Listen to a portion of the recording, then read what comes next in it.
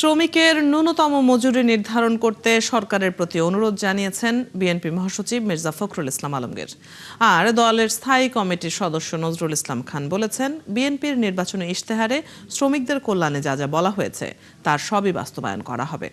এদিকে বিএনপির সিনিয়র যুগ্ম মহাসচিব রুহুল কবির রিজভী বলেছেন, দেশের যা অর্জন শ্রমিকদের জন্যই, তাদের ন্যায্য মূল্য আদায় করতে হবে। বিকেলে নয়াপল্টনে শ্রমিক দলের সমাবেশে এসব কথা বলেন তারা। আজকে সারা বাংলাদেশ একটা ধ্বংসী স্তূপের মধ্য থেকে উঠে দাঁড়াতে শুরু করেছে আপনার নেতৃত্বে। আমাদের কৃষি ধ্বংস হয়ে গিয়েছিল, আমাদের শিল্প ধ্বংস হয়ে গিয়েছিল, আমাদের ব্যাংক বিমা ধ্বংস হয়ে গিয়েছিল, আমাদের অর্থনীতি একেবারে তলানিতে চলে গিয়েছিল।